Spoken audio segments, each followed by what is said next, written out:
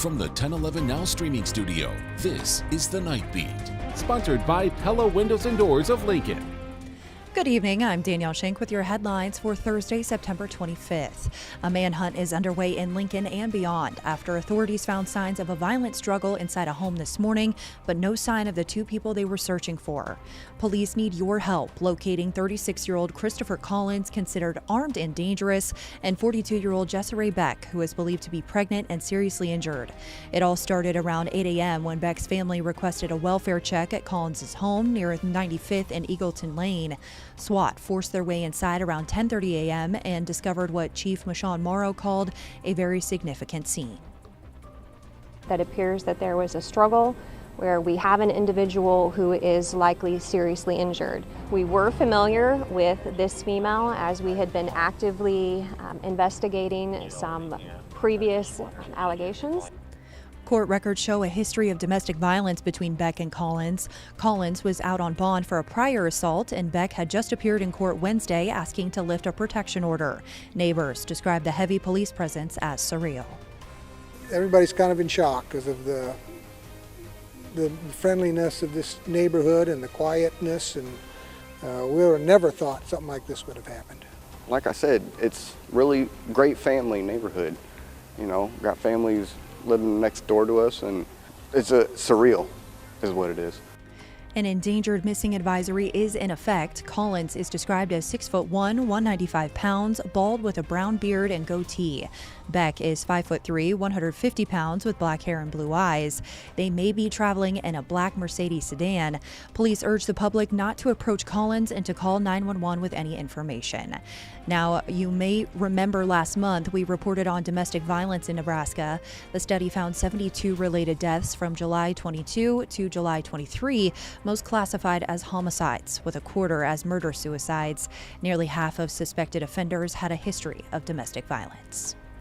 New details are emerging in the fatal shooting of a Fullerton woman last week. 26-year-old Jack Reek was charged with second-degree murder, terroristic threats, and 2 counts of using a firearm to commit a felony.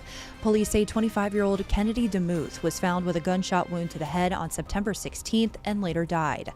Court documents show Reek and DeMuth had multiple arguments, and that Reek pulled the trigger on a .22 rifle, intending only to scare her, but it fatally hit her. His bond is set at $75,000.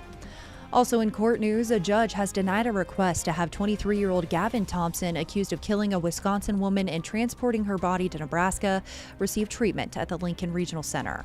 His defense argued he doesn't fully understand the proceedings, but the judge rejected the motion. Authorities are now coordinating extradition back to Wisconsin. And the brother of the man convicted of killing Carly Schaaf in 2021 will spend 3 years in prison.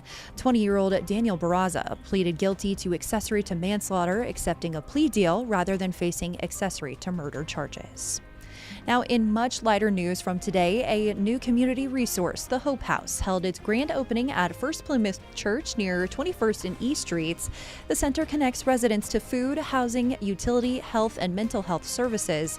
Since its soft opening in July, it's already helped over 100 neighbors and averages 20 calls a week. It's open Thursdays from 11 a.m. to 1 p.m. And the 13th annual Team Jack Radiothon wrapped up today, the first since Jack Hoffman passed away in January after a battle with brain cancer. Team Jack says this year's fundraiser was especially important due to federal cuts to research funding.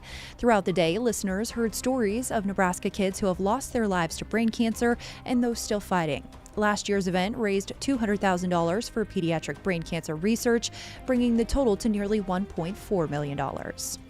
Lastly, in sports, Bergen Riley continues to shine for Nebraska volleyball. In the sweep of Michigan on Wednesday, she reached 2,950 career assists, moving into the top 5 all-time at Nebraska, passing none other than her coach, Danny Busboom Kelly. It's super cool. I mean, being a setter at Nebraska is such an honor, and I don't know, I hope I'm only getting started too. Bergen's a very, very high volleyball IQ type player, so I'm not surprised that this is coming alive when it is. And the last 2 games have been our best passing games by far. It's a confidence thing as a setter. At her current pace, the junior could pass Lauren Cook, Sydney Anderson, and Kelly Hunter this season. She trails only Nicklin Hames, the all-time leader with over 5,000 assists. Rounding out your night beat is a check of the 7-day forecast.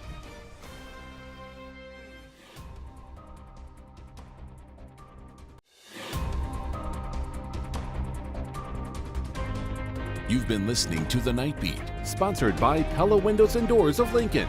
Watch, listen, and stream on the 1011 app on YouTube or wherever you get your podcasts.